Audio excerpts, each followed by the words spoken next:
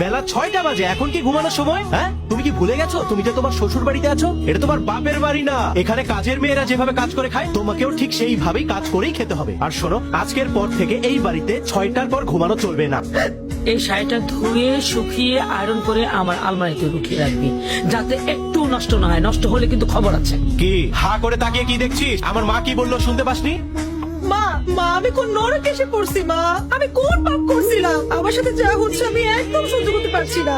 কি হয়েছে মা? আমার মেয়ে ওই বাড়িতে গেছে 24 ঘন্টাও হয়নি, এখনই আমার মেয়ের উপর অত্যাচার, অপমান, এমনকি বাড়ির সমস্ত কাজ কর্ম করতে দিয়ে। এটা আমি সহ্য করবো না। এখনই সবাই প্রস্তুত হও, ওই বাড়িতে যাব। কোন অধিকারে যাবো মা? মানে এটা তো তুমি তোমার পছন্দে দিয়েছো, আমাদের কোনো মতামতই জানতে চাও? তুমি আমাদেরকে কথা বলার সুযোগই দাও নাই। এখন তুমিই বলো কোন অধিকারে আমরা ওই বাড়িতে যাবো? হ্যাঁ মা, ভাইয়া তো ঠিকই বলেছে, আমরা কোন দিকে যাব? তার চেয়ে বরং তোমার যেটা ভালো মনে হয় তুমি সেটাই করো। ও, আমি কি তাহলে ভুল করেছি? এটাই বলতে চাচ্ছিস তোরা? এতদিন যাদের জন্য সব করেছে আমার পাশে দাঁড়াবি না?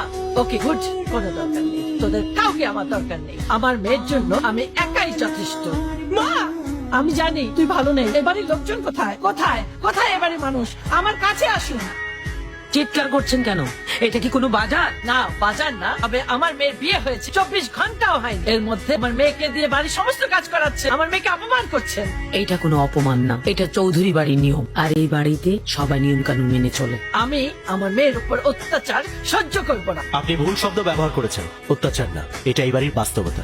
আমি এই বাস্তবতা মানি না। আমি আমার মেয়েকে এখান থেকে নিয়ে যাব। নিয়ে যান না, আপনি চাইলে আপনার মেয়েকে নিয়ে যেতে পারেন, দরজাটা খোলা আছে। এতে আমার মায়ের কারোরই কোনো আপত্তি নেই। আরেকটা কথা, নির্ধারিত সময়ের মধ্যে আমার মায়ের চাহিদা যদি আপনি পূরণ করতে না পারেন, এমনিতেও আপনার মেয়েকে আপনার বাড়িতেই চলে যেতে হবে। সো এত চিৎকার চেঁচামেচি করে কোনো লাভ নেই। যেহেতু আমি বা আমার মা আপনাকে এই বাড়িতে দাওয়াত দিয়ে নিয়ে আসি, সুতরাং আপনি এখন চলে যেতে পারেন।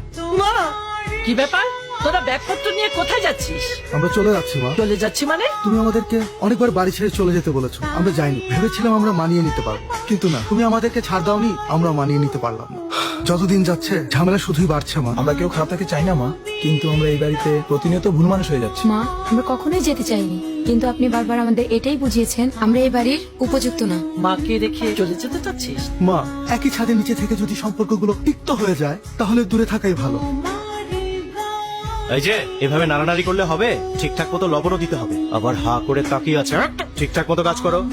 এই জমিদারে মেয়ে, ওই ঘর ঝাড়ু দেওয়া শেষ হলে আমার ঘরটা ঝাড়ু দে, আর আসার সময় আমার জন্য এক গ্লাস পানি নিয়ে আসিস। ওই, তোর কত বড় সাহস? তুই ঝাড়ুটা ফেললি কেন? ঝাড়ু কি তোর বাপ কিনে দিয়ে গেছে? তোল তোল, এক্ষুনি আমার মায়ের ঘর ঝাড়ু দিয়ে যা যা।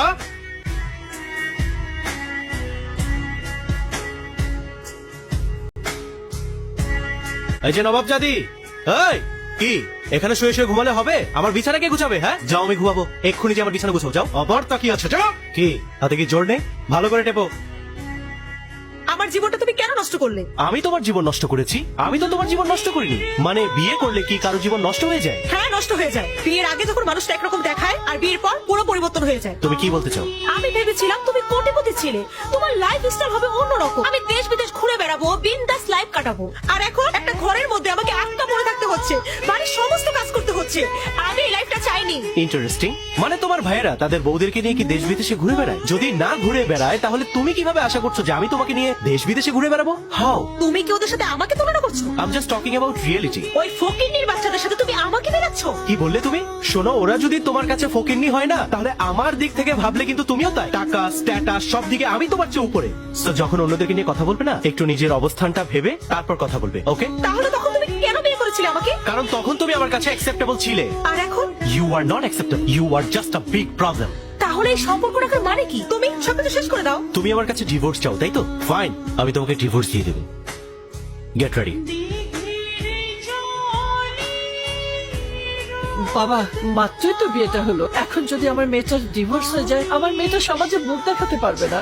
সবাই বলবে আমার মেয়েটার সংসার টিকলো না, আমার মেয়েটার জীবন নষ্ট হয়ে যাবে। আপনার মেয়ের জীবন নষ্ট হয়ে যাবে? তাহলে আমার বোনের জীবনটা কি হয়েছে? বোন?